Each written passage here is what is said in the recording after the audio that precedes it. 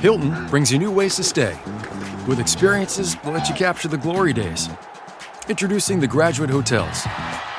Each inspired by local college towns, these stays are always original and never boring. Get in touch with traditions all across the country and enjoy a stay that's a class above the rest. Book at Graduate Hotels with Hilton Honors Points at Hilton.com. It's a win-win. Hilton, for the stay. Llévate más de lo que esperas todos los días con el nuevo McValue en McDonald's. Ahora puedes comprar uno y sumarle otro por $1. Así que cuando tu equipo favorito enfrente a sus rivales, enfrenta tus antojos con $5 Meal Deals. Y si estás corriendo para alcanzar el desayuno, corre al app para llevarte ofertas antes del cutoff.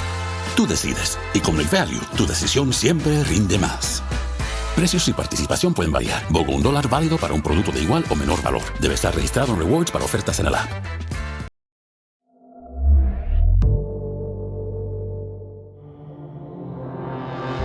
Welcome to Undertow, Realm's podcast dedicated to tales of the weird and the wicked. I'm your host, director, and producer, Fred Greenhalgh. We are on to the fourth part of Carrion Harvest, written by Morgan Sylvia and read by Jessica Taige. And the, shall we say, fecal matter will hit the whirling electrics here in the world of Sprout and her life of luxury in a bug-out compound in the Midwest. The locals have not taken kindly to Sprout's stepfather Harvey and his acquisition of local land at bargain prices, and things are off to a bad start, and they're going to get way, way worse. Buckle in for part 4 of Carrion Harvest.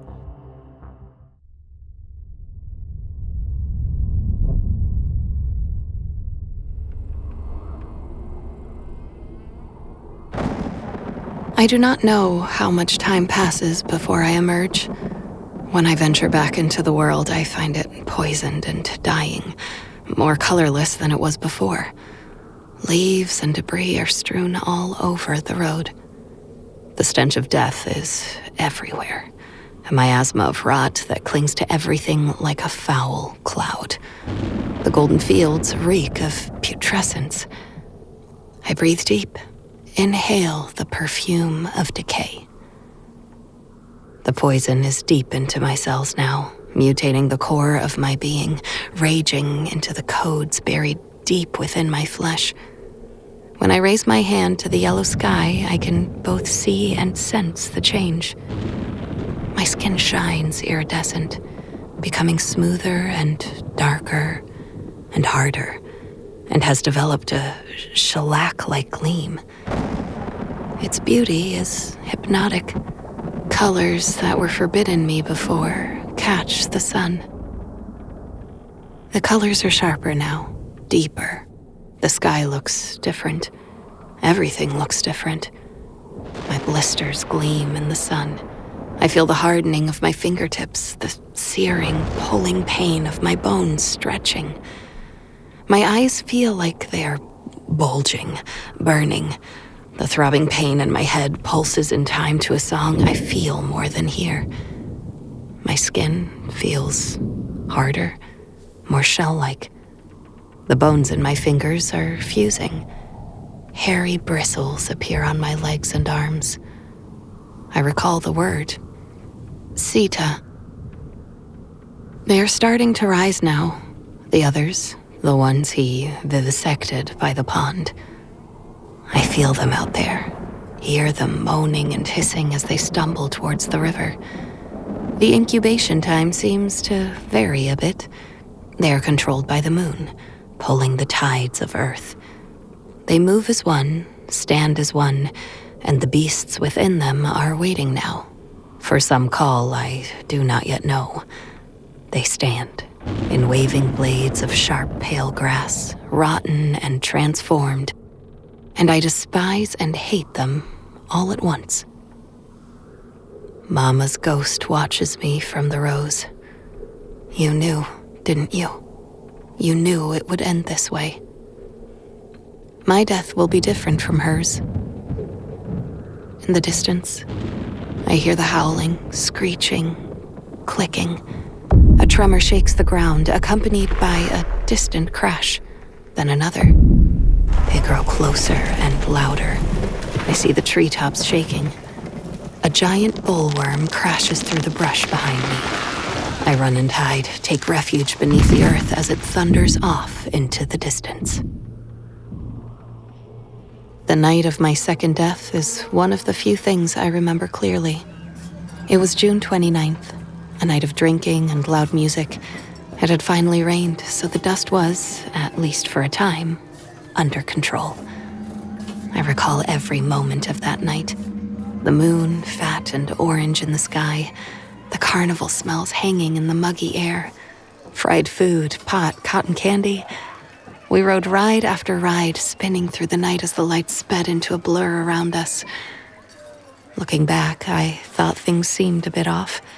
I ignored the uneasiness, blamed myself for being awkward.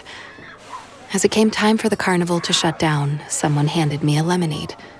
I didn't realize until I started getting dizzy and woozy that it was spiked. They didn't just give me whiskey. They went for moonshine. And I later learned ketamine. It was by sheer chance that I happened to trip over a root and spilled most of it. As we were about to head for home, Jamie got a sudden call that his sister had gone into labor and needed a ride to the hospital in the city. This presented a transportation dilemma. Jamie's house was in the opposite direction from the carnival as mine. Taking me home first meant it would take him nearly an hour to get to Jeannie. It went without saying that it wouldn't be appropriate for me to go to the hospital with them. I'd only met Jeannie once, and she'd made it clear that she didn't care for me. Robert, their brother, had ridden in with Billy and the others in Billy's mom's minivan, so he didn't have a car there. Billy stepped up. "We'll take her back." Mark nodded. "Yeah, go take care of Jeannie. We'll drop her off, bring Robert back to his car, and he can go to the hospital from there." "Yeah, that works." Jamie ran a hand through his hair and looked at me. "Is that okay?" I'll never know what I saw in his eyes or if there was something there besides concern for his sister, but I nodded. "Sure," I said. "Go meet your nephew." Home was sounding good. The carnival was shutting down, they were pulling metal gates over the booths, and crowds were clearing out. My cute new shoes were killing my feet. I started thinking about late-night snacks and remembered I had a few episodes of my favorite TV show to catch up on. I noticed that I was feeling kind of dizzy as I piled into the minivan with 9 others. I blamed it on the rides and the fried dough. But we weren't even out of the lot before I started feeling uneasy. The guys were suddenly unusually quiet, their usual banter abandoned. It wasn't too noticeable at first because the radio was cranked. They dropped Carrie and Lisa off first. This made sense as they lived fairly near the carnival and their place was sort of on the way to my house. But then, instead of continuing on and bringing me home, they went the other way and brought Sue and Amy to Sue's place, which was in the complete opposite direction. I suddenly found myself alone with 5 guys, none of whom were speaking. When we passed the turn we should have taken to bring me home from Sue's, my stomach started to churn. "Where are we going?" Silence. "I live back that way." Silence.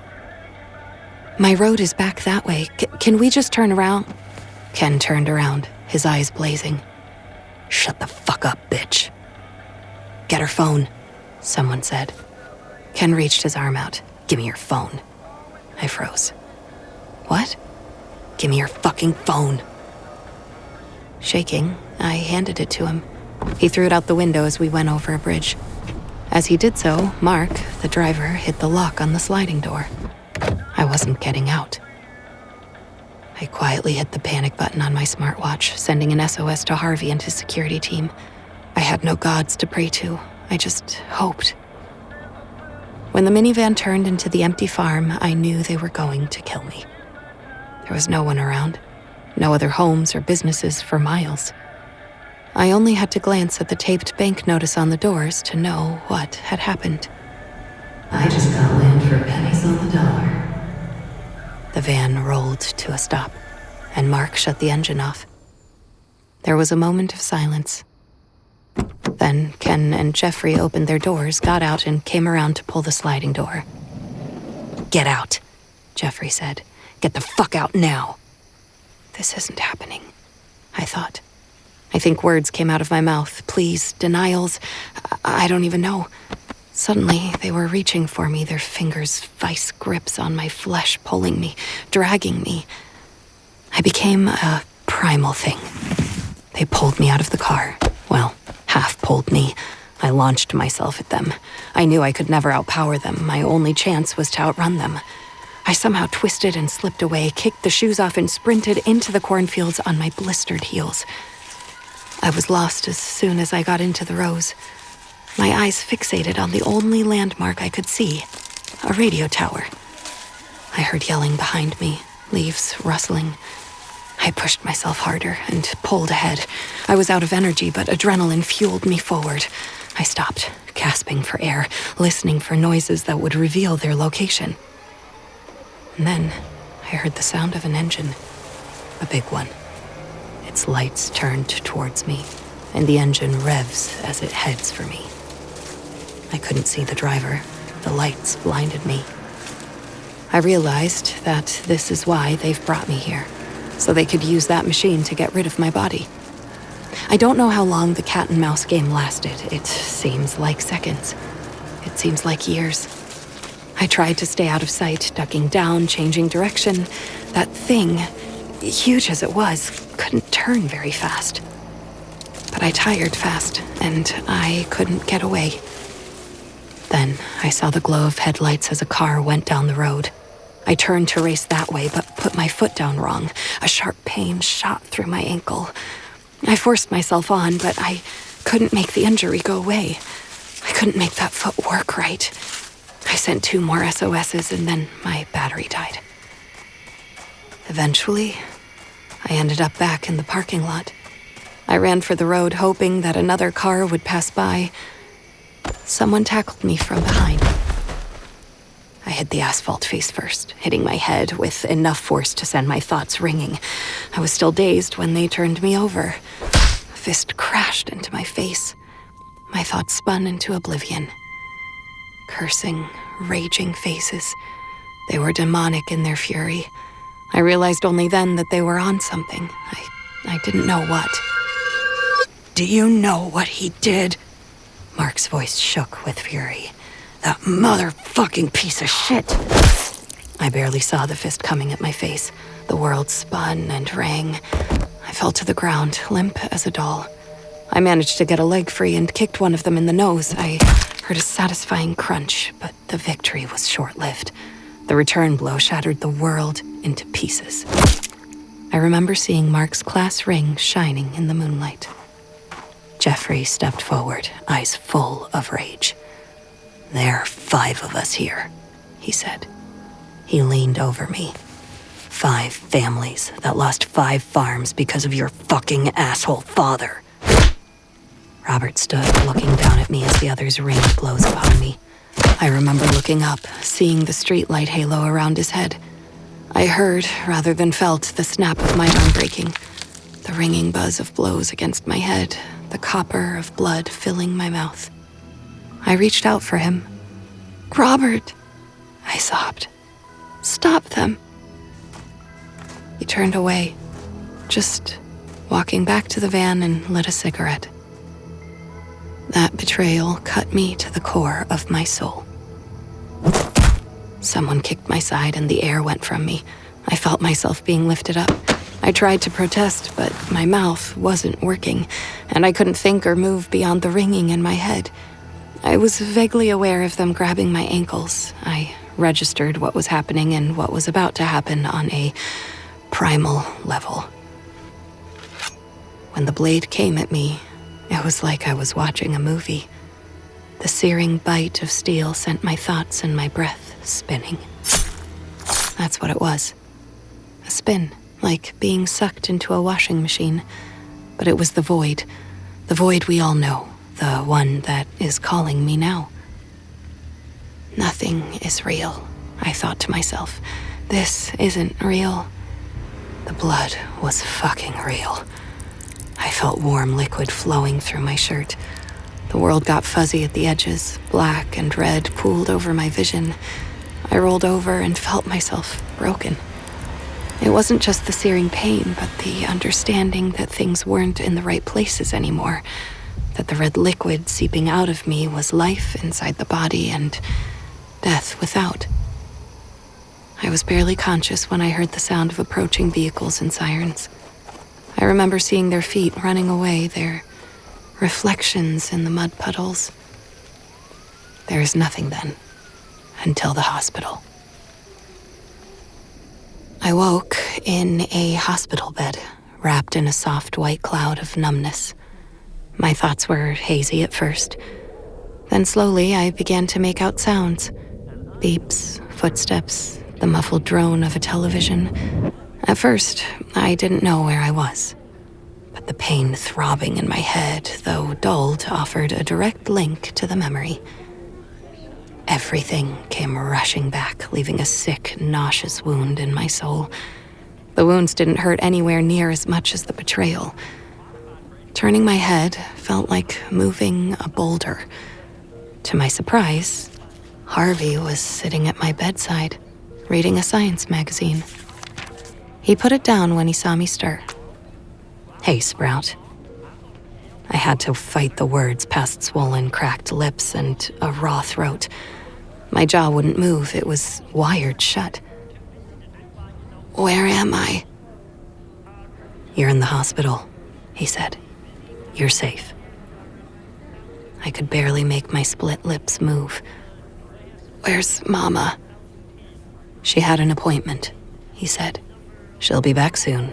She hasn't left your side in days." "Days? What day is it?" "Tuesday." My thoughts slipped away. I was fading fast, the blank nothing calling me back. "They're going to come for you next, or Mama, or Matthew."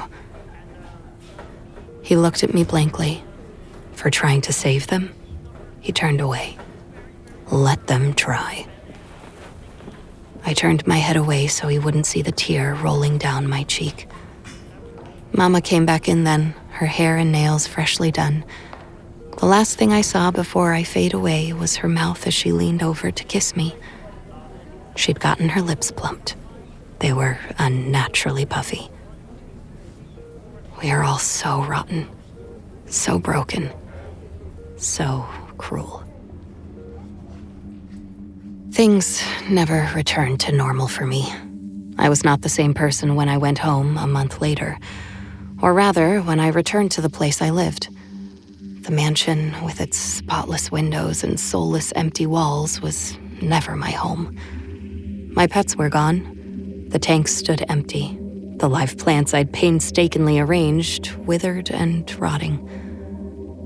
Jamie blew up my new phone, my social media, telling me to call him, pleading that he'd had no idea. I blocked him on everything. He started leaving letters in the mailbox.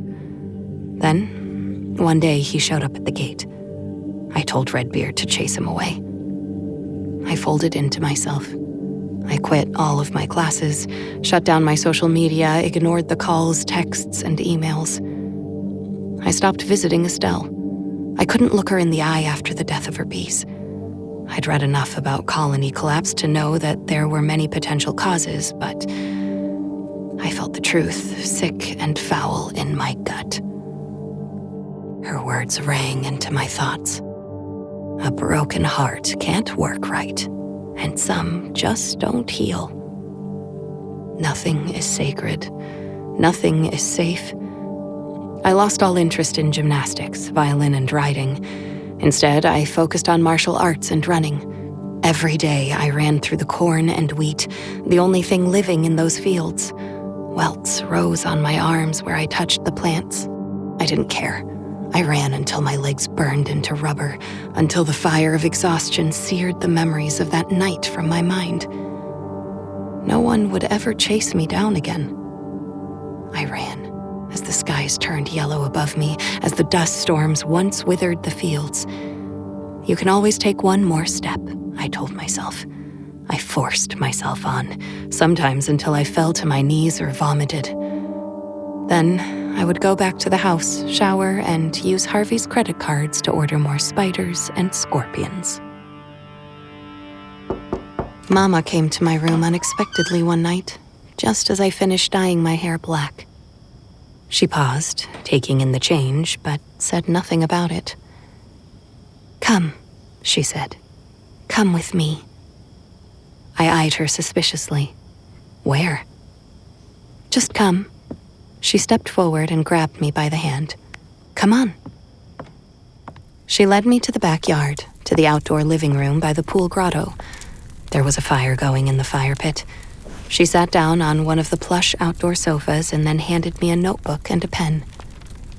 I looked at it and then at her, confused. "What is this for?" "Your fears," she said. "Your dreams, the things that worry you, haunt you. Burn them. Write them and burn them. The flames will carry them up to the sky." Rage rose through me like lava. They broke a gate inside me in that parking lot. I'm much easier to anger now. My voice twisted with fury. "What good will that do?" "I know you went through something terrible," she said. "You can't change that, but you can let it forge you. You're strong, honey. So strong. Like your father was." "A notebook? You think a notebook is going to help?" "It's release," she said quietly. "Sometimes you have to turn into the pain so it doesn't control you. Let it wash over you and let it wash away." I started to turn away. She stopped me. "You're going to survive this," she says. "You're going to be powerful. This is part of your journey. Sometimes you have to sacrifice things." I wanted to scratch her eyes out. I wanted to curl into her arms and have her hold me like she did when Papa died. "Oh, I've sacrificed," I said coldly. "Isn't a chunk of my liver enough?"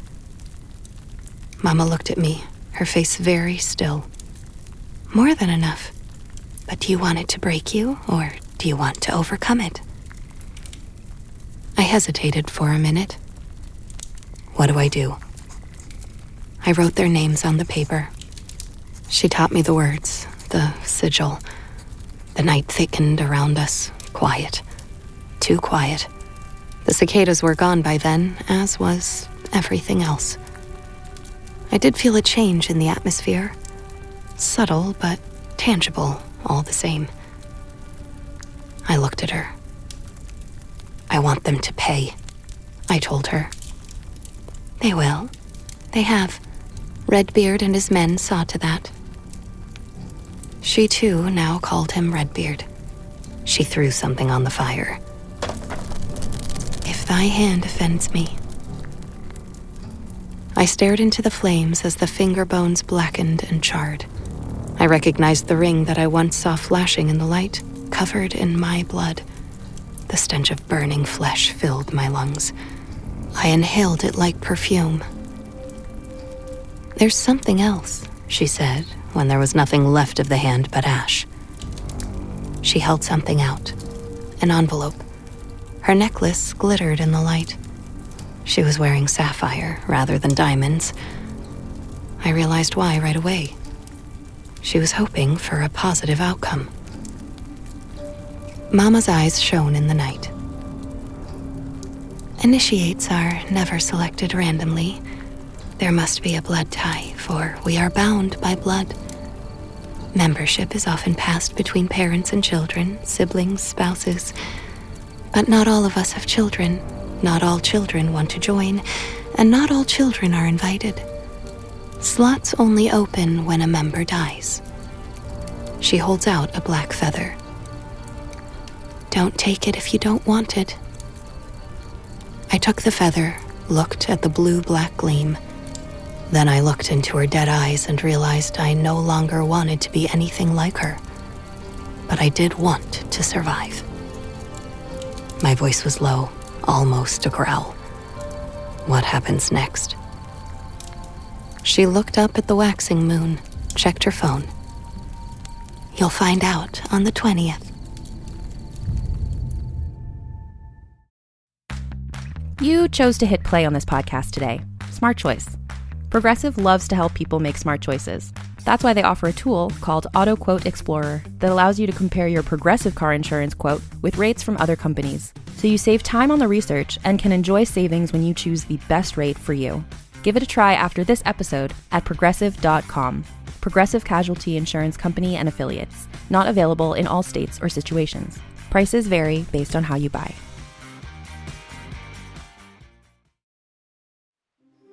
Hey Undertow listeners, Fred here, wishing you happy spring. It is time to shake off the cobwebs and go out and see the world. I'm currently contemplating a long weekend in New York City, or perhaps New Orleans, and whether it's the Big Apple or the Big Easy, I'm treating myself to the luxe upgrades I deserve with Quince's high-quality travel essentials at fair prices. For example, I am eyeing their linen button-up shirts and also their beach shorts, light and breathable, sustainably sourced from Europe and almost 70% less than traditional retail price. They've also got amazing suitcases, travel duffels, and fun little travel details like leather luggage tags and passport holders. I'll be grabbing a minimalist leather money clip wallet myself to keep my travel credit cards and ID handy while out there exploring. And I love how Quince passes savings on to us by cutting out the middleman and works directly with factories that use safe, ethical, and responsible manufacturing practices. That is a winning combination. For your next trip, treat yourself to the luxe upgrades you deserve from Quince. Go to quince.com/undertow for 365-day returns plus free shipping on your order. That's QUINCE.com/undertow to get free shipping and 365-day returns. Quince.com/undertow. There are many ways to entice a potential new customer with flashy branding and calculated marketing strategies. But at the end of the day, the success of a business comes down to the ability to close the sale.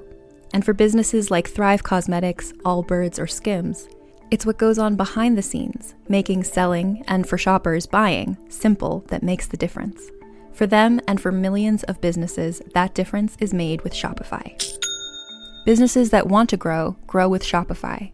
Because if your goal is growth, your commerce platform better be ready to sell wherever your customers are scrolling or strolling. And Shopify will make sure you're ready. On the web, in your store, in their feed, and everywhere in between. Nobody does selling better than Shopify. And with Shop Pay, they boost conversions up to 50%, meaning way less carts going abandoned and way more sales going. It's no wonder Shopify is home of the #1 checkout on the planet. Upgrade your business and get the same checkout Allbirds uses.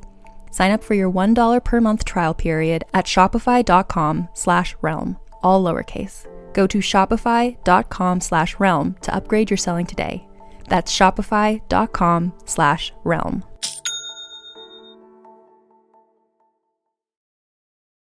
I found a box on my bed on the morning of the 20th. A black Versace dress, a black robe, red nail polish, red lipstick. It took me a minute to realize what it was for. I was still on pain medication and was sort of sleepwalking through the hours, my thoughts always in something of a daze. A sick feeling churned in my stomach. This time, I went with them in the limousine. I never saw the driver's face. We were taken to a stone mansion. I never did learn whose it was. I recognized some of the faces milling about, the cold gray lords, Oswald, Irwin, Bennis. I remember sipping wine from a crystal goblet. The next thing I knew, we were in a large chamber, standing in a circle, robed and masked. I couldn't see anyone's faces, but I knew Harvey and Mama by their physiques. There were chants and some sort of incense, and then Harvey and Mama stepped into the center of the circle. Eerie notes clashed and rose in discord around us, a droning dirge that was both chilling and beautiful. They both made cuts on their arms, bled into a silver chalice, and held it out to me. I drank and was presented with 3 books. The rest is a blur. They stood in black robes, chanting, blood on the floor, blood on their hands. The unearthly howl rose, echoing. I do not know if I felt or imagined the raging winds lashing us, whipping around the stone chamber. And then I saw him, their god, whom they referred to as he of many names. He's also been known as Osiris, Wenifer, Kentiamenti, the Beautiful One, and Judge of the Dead. He gives us what we want, Mama whispered, but he asks things in return. My mind and my thoughts filled with visions. And then suddenly we were in the limousine again, heading home. It isn't always ritual, Mama said. That's only on the cross-quarter days. Usually it's business, I suppose. Updates on the things we're working on in our various sectors. Plans. You'll have a final initiation in December. I stared at my reflection in the car window, saying nothing. When we got back to the house, I went to my room and looked through the books. The first one was, for lack of a better term, mostly pomp and circumstance. The second book was more of a directory. Their cult had chapters in every state and country. They'd just switched chapters after moving to the Midwest. Secret codes, secret handshakes, secret locations. A list of colleges, a phone number which I was to memorize. If you're ever in trouble, Harvey said, anywhere in the world, you call this number and say these words, sui generis. Then wait. When you hear someone say, sine qua non, hang up. You don't need to do anything else. Someone will immediately be dispatched to your location. I lay on the bed, staring out my window at the stars. I felt like something was staring back. At the next dinner party, I smiled and lied politely as they did, but something inside me had changed. When Oswald tried to corner me by asking about my college major, I accidentally stepped on his foot in my Manolo Blahnik stiletto mules. Seeing this, Mama smiled at me from across the room, raising her glass subtly. See, she told me later, you're in control now. Of all the lies she'd told me, that one hurt the most. I will not pretend to understand the exact mechanics of what happened, at least not from a scientific point of view. It was a perfect storm, one that started with a literal storm, the biggest tornado the state had ever seen. I wasn't really surprised when the alarm went off. By then, I'd lived in the Midwest long enough to know what to expect when the skies turned green. Conditions had been perfect for storms that week. Warm air on the ground, colder air higher up. Several twisters had already ravaged surrounding states in the past few days. I remember looking out my window and seeing churning clouds. The bottom of the cloud line roiled and frothed. It reminded me of the waves back home, when the seas tossed in rage, only upside down, as everything else was. I preferred blizzards. At least you had time to prepare for those. And then the maelstrom formed. A true monster, the weatherman said. My phone and watch pinged continuously with warnings. The news footage was terrifying. This thing was leveling everything in its path, and it was headed straight for us. Mama had gone into the city for an appointment. Matthew was in the game room watching cartoons and completely ignoring the warnings flashing across the bottom of the screen. I walked in and picked up the remote and flipped the TV to the news reports. He, of course, immediately protested. Are you paying attention at all? I pointed at the screen. Look! The TV report showed image after image of flattened towns, a swath of devastation that crossed 3 states. His face grew sober. That room, like many of those that faced southeast, had huge windows and a balcony. We went to the window and watched the clouds, seeing little fingers reaching for the earth. Then I opened the balcony and walked into the strange wind. I could feel the energy in the air. The skies went green, and the horizon went black, churning and blurring at the edges. We stood there, watching the skies darken. The clouds were moving fast, but I was too captivated to move. Look! Matthew pointed. There it is! We could see the storm in the distance, a churning funnel that blurred the line between sky and earth. We both got several texts from Harvey and Mama as it drew closer. Go to the bunker. I've told the staff to go into the basement. It was coming closer, and it was definitely headed our way. Come on, I told Matthew. We need to get downstairs. We went to Mama and Papa's room. I went to the elevator and punched in the code. The door opened, ready. I turned again, found myself staring at the blackening skies. Matthew, too, was transfixed as it drew closer. Come on, I told him. Wait, he pointed. It's going the other way. I turned. He was right. It was going the other way, zigging back in the other direction. I was both relieved and disappointed. I realized that part of me had wished it had churned us into oblivion. Then the power went out. Everything was suddenly all too silent. Someone got the generators running right away. We had solar panels, so things almost seemed normal. Mama texted that she was on her way home. She got in a little while later, grabbing us both in a hug. Harvey checked on us by text and told us to stay indoors in case another storm started. We spent the rest of the day playing board games, eating ice cream, and watching DVDs in the game room. I noticed later that there was a lot of commotion at the lab that night. Flashing lights, military vehicles, armored cars. But I knew better than to mention it. We had been trained not to ask questions. We both fell asleep in the game room. The next day was clear and bright. I woke on one of the overstuffed couches as the sun rose and went to the balcony.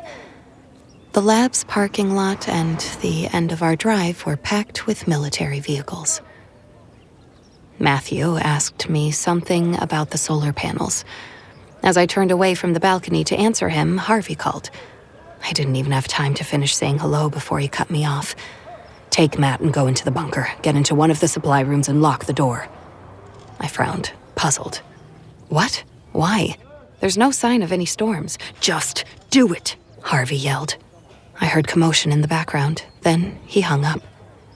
As I got up, a shot rang out. That shot rings through my sleep. It was the first bleeding of Harvey's madness into reality. It struck through my soul, leaving a hole that will never fill. I froze. Every hair on my body stood on end. Matthew heard it too. What was that? I don't know. We heard the ringing of an alarm bell in the distance. This wasn't the storm siren, it was the pulsing beep of a fire alarm. Mama frowned.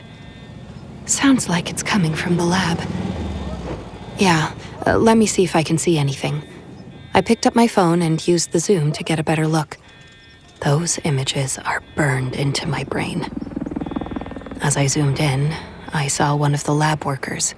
I could tell because of his white coat, running through the lab's parking lot, heading to the cornfield. Another shot rang out, and he went down, crumpling into a boneless heap as though someone had turned a switch off or cut his string. I didn't want to look, but I had to. The next thing I saw was a group of scientists and soldiers over by the retention pond. As I watched, the rat-a-tat of gunfire broke the silence. They fell, all of them like toy soldiers. The men started moving forward, machetes raised. Scientists came pouring out of the lab, followed by greasy smoke. Then there was the rat-a-tat of more gunfire. And then the gates of hell burst open.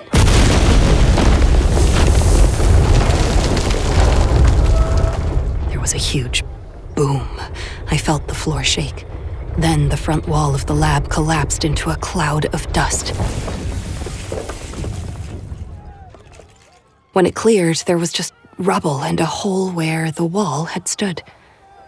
The first being that came through that gap was some sort of beetle, but it was the size of a car. I watched as it snatched up one of the running scientists. A moment later, something else came out of that void behind it. A scorpion the size of a horse. Its back white with babies. Then, the others poured through, a nightmarish tangle of pincers and thoraxes and legs. Soldiers opened fire on them, but they had no chance. They rolled over the land like a wave, covering the poisoned field like the tides at our old place had covered the sand.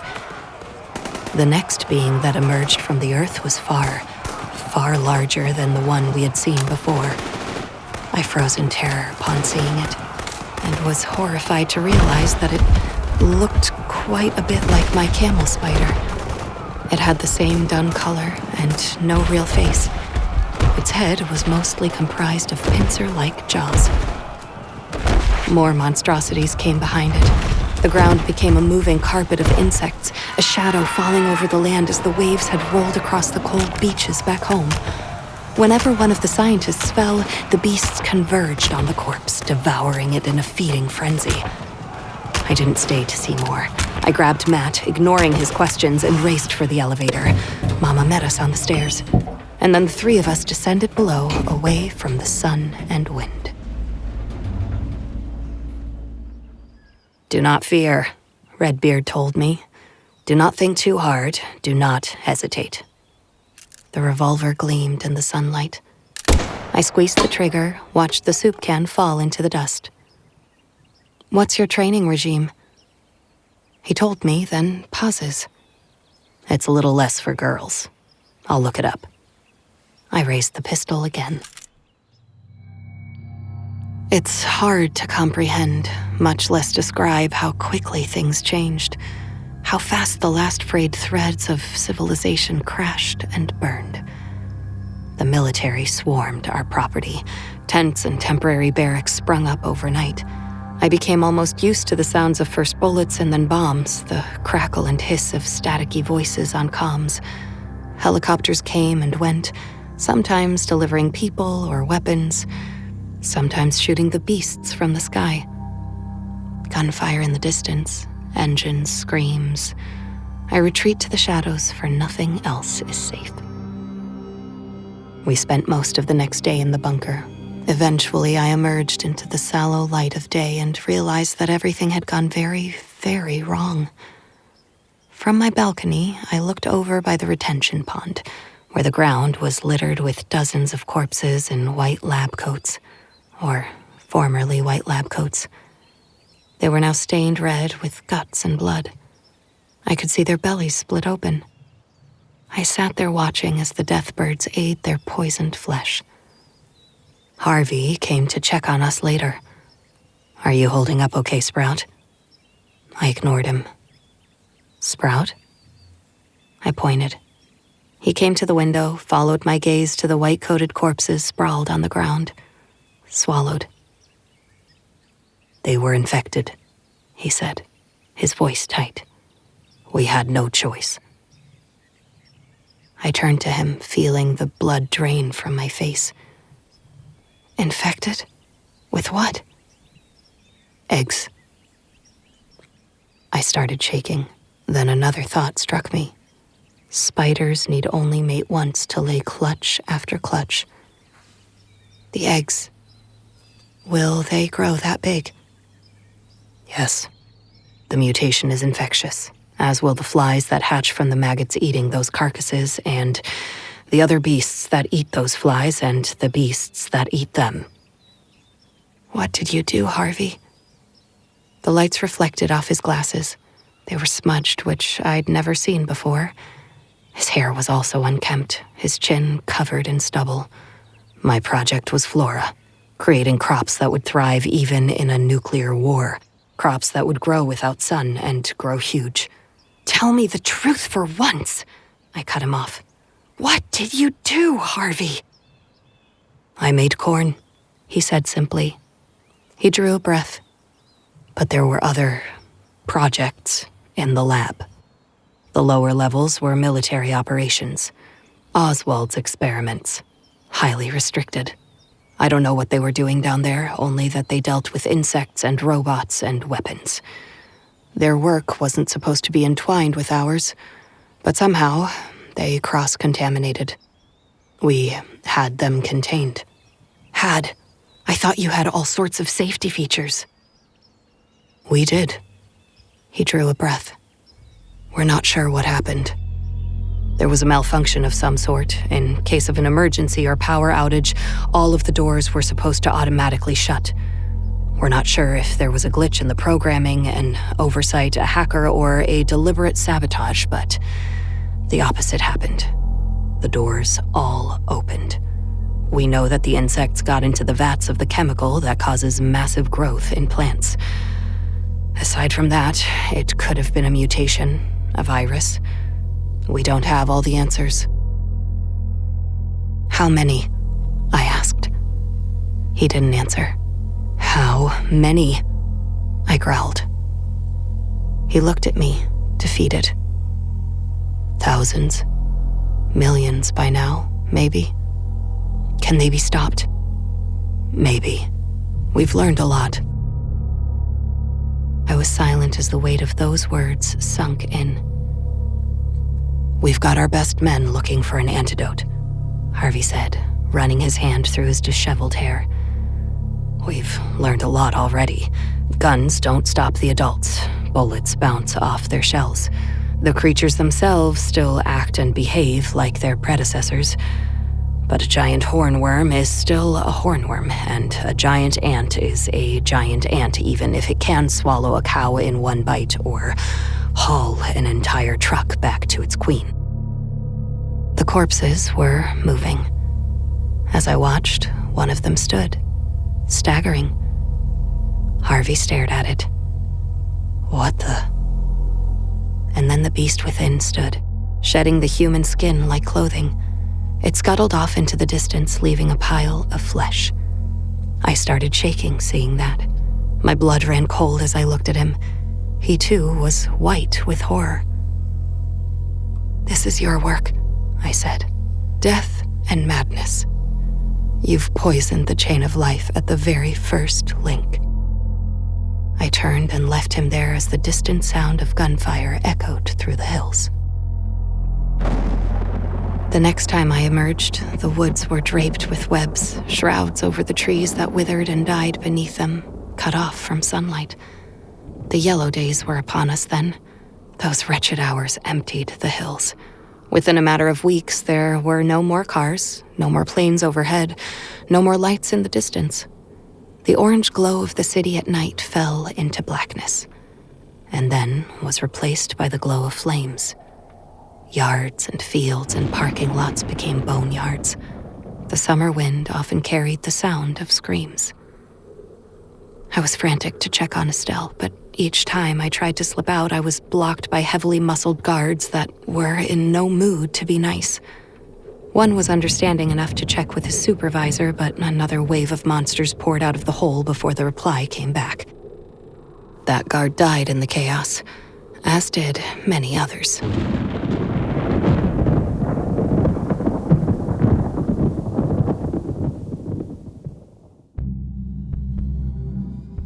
And that was part 4 of Carrion Harvest, wherein the horrors have gone from human cruelty to monster bugs. Is there any hope for this ruined world? Well, we'll see what's in store next time in the conclusion of Carrion Harvest here on Undertow. Carrion Harvest was written by Morgan Sylvia, performed by Jessica Taige, with editing and sound design by Rory O'Shea, produced by yours truly, Fred Greenhalgh, as a Dagaz media production for Realm. Undertow is a production of Realm, hosted by Fred Greenhalgh, executive produced by Fred Greenhalgh and Molly Barton. The Warning Woods has haunting horror stories that are sure to linger with you long after listening. I'm Miles Tritle, writer and narrator of The Warning Woods. Each week, I write an original scary story and share it with you on The Warning Woods. I've written 2 novels and nearly 200 short stories spanning the horror genre. If you're into scary stories, you need to check out The Warning Woods. Listen on Spotify, Apple Podcasts, or wherever you get your podcasts.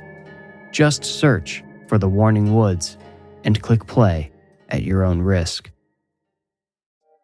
Hey folks, we're the hosts of Comic Sans, the podcast about comics for those who are sans knowledge.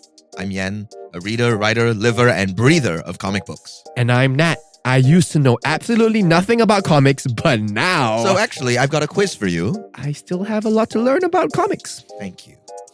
On Comic Sans, I make Nat read some of my favorite works in the medium, including Saga, Daredevil, and the Flintstones. And Yen talks about what makes that comic special. Sometimes it's a story, sometimes it's... Paneling, gutters, page turns, colorings, lettering, semiotics, juxtaposition. Okay, Professor, save it for the episodes. You can listen to Comic Sans on Apple Podcasts, Spotify, or wherever you get your podcasts. You can binge our first 2 seasons. That's over 20 episodes on 20 different comics. And we just launched Season 3, new episodes every 2 weeks.